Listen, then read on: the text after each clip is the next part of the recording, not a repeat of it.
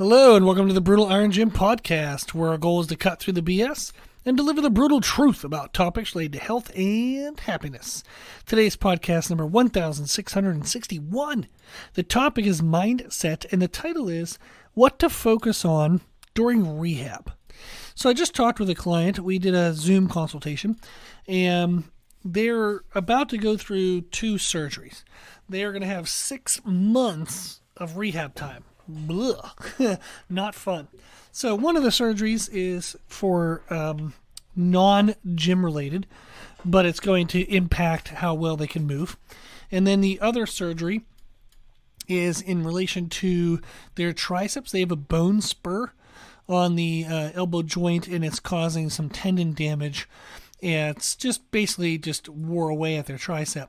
So when I started working with them, this problem was already there, and we've worked to try to get around it. And thankfully the triceps, although they're used in what they do to a significant degree, they're not like isolatively important. There was ways to kind of work around it, but the pain became too much for them, and it was starting to get risky whether there was going to be like a complete detachment. So it was a good idea to get the surgery. They went and got a scan done. There's definitely a bone spur. There's definitely some damage, and there's nothing they can do to rehab it, nothing they can do to fix it, address it. Eventually it will cause a tear. So the recommendation was to get the bone spur removed, get it kind of chipped off, ground down, and then reconnect the tricep with the healthy tissue, and basically just kind of get everything set in stone, get it cleaned up. And then after 5 months of rehab, they're going to feel like $1 million and be able to use their actual triceps again, and they're going to have a much greater capacity for performance. So the non-gym related one, surgery is going to take about a month or so, and that's going to cause rehab for that month. And then in about that month, at the end of that month, we'll be going right into the tricep surgery. So they're going to have 6 months of just kind of downtime. Now, during our Zoom consultation, we were discussing our approach for the upcoming months. We've been working together for 3 years, so it's kind of fun and pretty awesome. Really appreciate that I get to work with people for such a long amount of time. It's really cool to just be a part of someone's life and get to invest into them with what I can and what I know. So we were talking about how to handle the next couple of months, and part of that discussion was, what can we still do? You know, as we go through this phase, as we go through rehab, what can we still work on? What can we still progress? And part of the conversation came from that working out and exercising and progressing themselves through physical fitness is part of their emotional and mental health. That's how they manage their emotional and mental health to some degree, is being active, identifying themselves with being active, how they look, how they perform, and they make their living as part of the fitness industry. So they're immersed in it every single day. It is typically a way in which they would have managed frustration, managed stress, kind of identify themselves in certain ways. There's a lot that can be involved in physical fitness. So not only do you have the physical limitations when you're going through rehab, but there's a lot of mental and emotional components as well. So what I want to talk about for them and for anyone listening who might be going through something similar are 3 tips that I think will help with mental health during rehab. One is going to be focused on nutrition. Most often people are doing well with nutrition, but they're not like hyper focused, and or they're kind of going through the groove, just kind of doing the normal things, but they haven't reevaluated their normal in a while. So when you run into rehab, you're like, okay, this might be some time now where I can hyper focus on this. I can learn a little more, dive into it a little bit, try to work at different components of this. And that is not only going to give us something to focus on, it's also going to give us a sense of maintaining mental discipline. I have something I have to do. I have something I have to be adherent to. This is helping me like push myself to become a better person. This has helped me push myself to just continue to progress. And then also it helps the recovery. So if you're eating the proper amount of calories, you're eating proper protein, you have your meal timing correct, you have your hydration correct, you're going to rehab a lot faster, and that's going to help you get back on track a lot sooner. So you don't want to let your nutrition go if you can't train. That's actually the best time to hyper focus on nutrition and really, really, really try to get that down pat. So we have our podcast 1232, and that's a base podcast which just kind of tells you basically where to start with nutrition. We have basically a free document on our website, www.brunelirongym.com. Go to free nutrition education. The first link there is a document that'll teach you how to create your own nutrition program. Now, if you have the basics of that, you might be asking yourself, well, what's next? So what do I do when I feel like I already have the basics down? I have my calories, I have my protein, I think I did a pretty good job with meal timing. So that's kind of the question is we want to ask ourselves is what's next in our nutrition? What can we further focus on? And podcast 997, it's a nutrition podcast titled What's Next? And that'll tell you what to deep dive into if you feel like you already have the basics of a nutrition program completed and pretty consistent. You want to get into more of the nitty-gritty type stuff. That is podcast number 997. You can find all of our podcasts on our website. The podcast player we have goes back, I think, 300 episodes, and then we have directions on how to find even older episodes. So you can find that there. So podcast 997 will be a good one to look into. Other than nutrition, you want to ask yourself, in regards to physical abilities, what can you still do? So for this client, legs. Lovely, lovely legs. Both surgeries they're going to have are upper body. So their legs are going to be totally fine.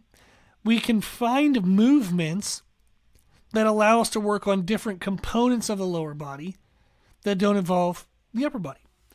So they're going to go to a commercial gym. They already have access to the commercial gym, but they don't go as often, maybe 1-2 times a week. So we're going to make that a little bit more of a regular thing. They're going to send me videos of everything so I can help write, exactly what machines we should do. So for example, there are different machine variations and different body types that work well for different machines. Chest press machines, if they're non-converging, meaning the handles just press straight out, straight back. They don't angle inward at all. That's going to be good for chest development for people with long upper arm bones, but it's going to be horrible chest development for people with shorter upper arm bones. People with shorter upper arm bones, they need a converging chest press machine. When I have clients send me videos and photos of the gyms they work at, like I have one client who's just moved to Romania and they sent me a video and their gym's kick ass. Freaking awesome. Love seeing it. So I talked through and I'm like, well, this machine's good, this machine's good, this machine's good. So it's kind of fun to see what machines will work for different body types and different issues the person might have, whether they have, joint injuries or joint issues, body type differences.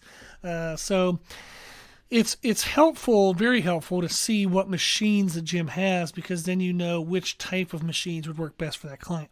So they're going to send me the photos, send me the videos. We're going to focus on joint strengthening, focus on making sure that our ankle, our knee, our hips all stay strong. They have a disc herniation issue that started, way before we met. And that actually was the reason why we started working together, was they were having so much pain related to basic movements like squats. So we've been able to correct all that pain, no pain anymore. And we want to make sure we can keep that going. So we're going to be doing joint strengthening, joint muscle balance, and then also aesthetic development. If they just want to grow some more glutes, balance out their hamstrings and quads, whatever they want to do, we can work on the aesthetic development as well. And we're going to work on mobility. We're going to work on core strength. There's still a lot that we can do. I was telling the client when I had to get surgery on my shoulder, I broke my collarbone 3 times. The third time, the doctor said there's not much left of the bone. You're going to need to get metal plates put in. And I was like, well, doesn't sound like fun. So I was frustrated. But I got the metal plates put in. I was supposed to not lift weights for 5 months. Yeah, right. But I remember the first 5 weeks, I was listening-ish. So I found out that I could do the leg extension machine on a relatively light weight where I didn't have to try to hold myself down, because even my healthy arm I couldn't pull to hold myself down because it created cross stress like into the other side of the collarbone, so I really couldn't hold on to anything in the upper body. But if I did it light enough on the leg extension machine, I would do 1,000 repetitions of leg extensions and then go walk for an hour on a 10% incline on a treadmill. And that was what I did every day for 5 weeks, because it was driving me nuts not to be able to do something. So I did 1,000 leg extensions and an hour of uphill walking on a treadmill, which is absolutely insane and stupid. But it was something that I could still do. That was the focus. The focus was, what can I still do? Find what you can do, set goals, create a plan, and then track your adherence to that plan. Again, it'll give you mental focus, it'll maintain mental discipline, it'll maintain a sense of self-progression.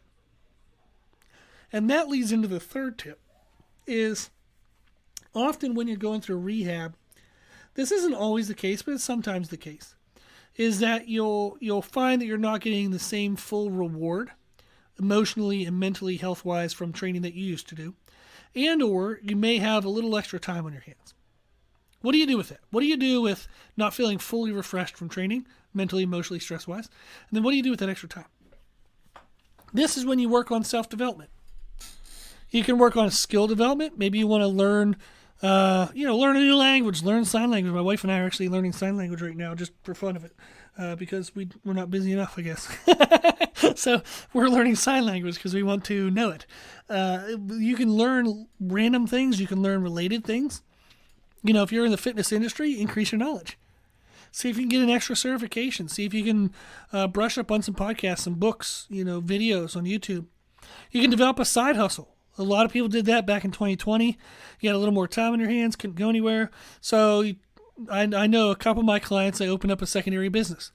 It was maybe related to a hobby, maybe related to fitness, but they opened up a second business. They got an LLC, got all the paperwork and everything, and they started developing this side hustle to make a little bit extra money. That's a great thing to do. So a significant portion of mental and emotional health that we get from training is just simply related to self-progression. If you add a form of self-progression in a different type, it still fills that need and gives you that emotional and mental benefit that you would have gotten from exercise. So that's something you could do as well, is to just think of, if I have extra time, if I notice I'm not getting the same emotional and mental reward that I would get from training, is there something else I can do? Can I develop a skill, new skill? Can I increase my knowledge on something? Can I create a new side hustle? Those are some components we can focus on to help us better mentally manage the rehab time. So those are 3 pretty broad-based, but they're at least going to get you something to start thinking of. Tips is nutrition. Deep dive into that. Get as down into the nitty-gritty details as you can. Remember, podcast number 997. Second tip was to focus on what you can still do. On whatever muscles you can still move, on whatever components you can still do, find what you can do, set goals, create a plan, and then track your adherence to that plan. And the third tip is self-development. Continue your self-development, your self-progression in another way. Skill development, increase your knowledge, side hustle, whatever it might be. So those are 3 tips for managing mental health during rehab. If anybody has any questions, or if you just want to reach out and let me know what you're struggling with, I'll just be happy to, I guess not listen, because it's an email, but I'll be happy to read your story and then respond to you and let you know that I read it. You can email me at brutalironjim@gmail.com. I appreciate everybody listening to the podcast. I hope you feel that the podcast is for you and it's an avenue for you to reach out and get information that you want or get some questions answered. So reach out anytime. Again, the email is brutalirongym@gmail.com. If you like our podcast, please share it. The more people we share it with, the more people it can help. Thank you to those who donate to support the podcast. It does have high hosting costs on all the different platforms we want the podcast to be on, so I appreciate the donations as they help cover some of that cost. The donations can be made, if you want to, on our website, www.brutalirongym.com.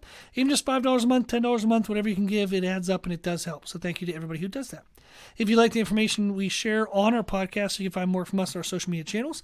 You can find us and follow us under the name Brutal Iron Gym on Instagram and YouTube.